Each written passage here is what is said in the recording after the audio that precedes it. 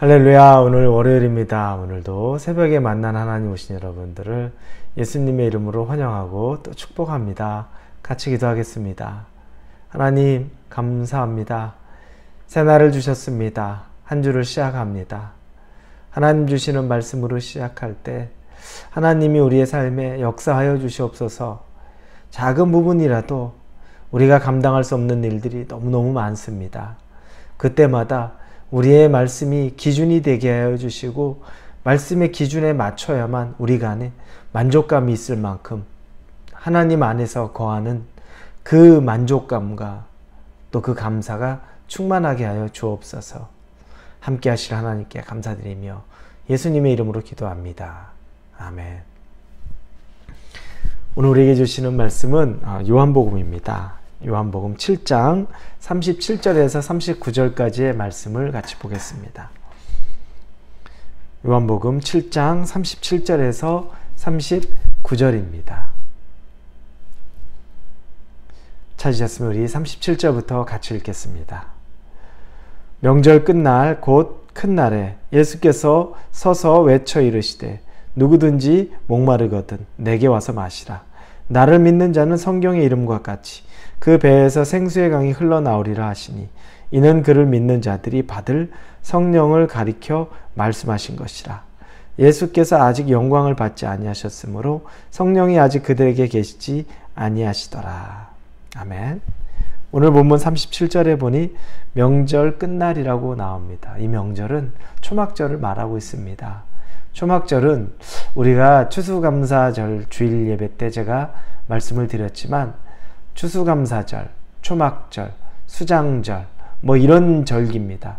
그때 음식이 많고 이제 우리가 추수한 것들을 다 거둬들인 후에 또 저장하는, 그러니 가장 사람들에 있어서는 풍요롭고 행복한 시기 중에 하나입니다. 그 명절에 예수님이 그들에게 말하는 거, 누구든지 목마르거든 내게로 와서 마시라 라고 말합니다. 사람들은 목마름이 없죠. 그때는 먹고 마시는 것에 부족함이 없는 가장 풍요로운 때인데 왜 목마른 것을 지금 얘기하나 의아합니다. 사람들에게는 목마를 이유도 별로 없고 배고플 이유도 없는 그 가장 풍요로운 시기에 왜 이 말이 나올까? 우리 인생에는 사실은 우리 풍요하다고 생각하지만 늘 갈증이 있을 수밖에 없습니다. 물 마시죠. 물 마시면 어느 순간 벌컥벌컥 물을 많이 마시면 이제 물 안 먹어도 살 것 같다 하지만 시간 조금 지나면 다시 물 마셔야 됩니다. 그게 갈증입니다. 우리 몸이 그렇습니다.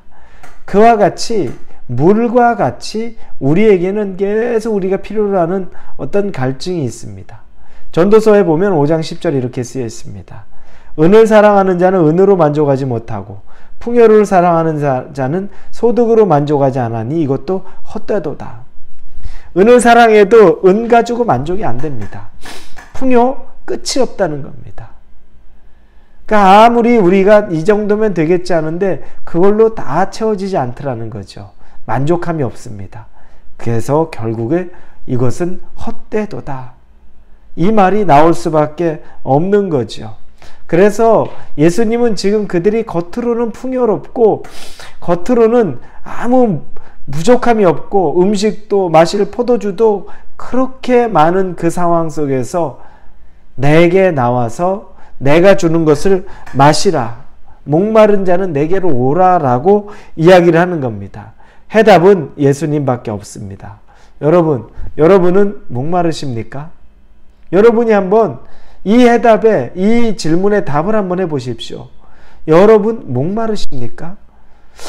삶도 괜찮고 굳이 어려운 것도 없는데 그럼에도 불구하고 여러분 뭔가 채워져야 될 부분이 있습니까? 이것은 바로 성령에 대한 이야기를 하는 겁니다. 오늘 본문에서 38절에 나를 믿는 자는 성경에 이른 것 같이 그 배에서 생수의 강이 흘러나오리라 하시니 생수의 강이 흘러나오리라. 그런데 이것은 39절에 이는 그를 믿는 자들이 받을 성령을 가리켜 말씀하신 것이라. 성령을 이야기합니다. 여러분 생수의 강이 흘러가는 거 성령에 대해서 말씀하는 겁니다. 성령의 충만함을 아느냐 모르느냐. 성령에 대한 비유를 에베소서에서 참 재밌게 하죠. 술 취하지 말라. 오직 성령으로 충만함을 받으라. 술 취함과 성령의 충만을 비교를 해요. 이 비교를 하는 것, 우리가 두란노에서 나오는 1:1 성경 공부를 하다 보면 거기서 재미있게 이야기를 합니다. 왜 그런 비유를 할까? 술 취한 사람들의 특징이 있죠. 성령에 취한 사람들의 특징을 보기 전에 우리 주변에 너무너무 많은 술 취한 사람들의 특징을 보면 첫째, 말이 많습니다. 맞죠? 말수가 그렇게 적은 내성적이라고 말하는 사람이 그렇게 말이 많아지기도 합니다. 두 번째, 술 취한 사람이 용기가 많아요. 겁없이 막 싸우려고 들고 겁없이 막 그냥 행동합니다. 거침없이 큰 도로에도 그냥 막 지나가겠다고 막 덤벼들고 그럽니다. 술 취한 사람은 또 그렇게 껄껄대고 기쁨이 많아요. 행복하대요. 그리고 술 취한 사람은 눈물도 많아요. 어느 순간 그렇게 울어요. 근데 성령에 충만한 것도 비슷하더라는 거예요. 성령 충만한 사람, 하나님에 대한 증거하려고 말이 많아요. 간증거리가 많고 나 이런 거 있다 저런 거 있다 말이 많죠. 성령에 충만한 사람 용기가 있어요. 자기는 굉장히 소극적인 사람인데 성령이 나와 함께 하시니까 두려움이 없어요. 그래서 막 두려움 없이 일을 하고 살아갑니다. 걱정하지 않아요. 성령에 충만한 사람은 기쁨이 넘치죠. 그리고 성령에 충만한 사람은 눈물이 많아요. 하나님에 대한 눈물이 많고 감격과 감동이 많아요. 이와 같이 성령 충만을 이야기하는데 이것들을 우리가 가만히 생각해 보면 우리의 삶을 살면서 얼마나 이것들이 우리에게 큰 힘이 되고 우리를 이끌어가는 능력이 되고 또 우리와 함께함으로 우리가 얻을 수 있는 선물인지를 술 취하는 것과 비교해 보니까 더 적나라하게 깨닫게 됩니다. 그러면 여러분, 성령 충만을 어떻게 받으시겠습니까? 성령 충만해야 되는데 어떻게 성령 충만 받으실까요? 첫째는 간구해야죠. 구해야 합니다. 간절함이 있어야 됩니다. 인격적이신 분이기 때문에 성령은 구하는 자에게 오신다고 말합니다. 그래서 여러분, 우리는 성령을 구할 줄 알아야 됩니다. 간절함이 있어야 되는 겁니다. 두 번째는 내가 정결해야 합니다. 성령님은 내가 깨끗지 않으면 나와 함께 할 수 없습니다. 정결하고 깨끗하고 하나님 앞에 정리되어 있어야 됩니다. 그리고 성령님이 내 안에 오셔서 나와 머물 수 있는 그 공간을 만들어야 합니다.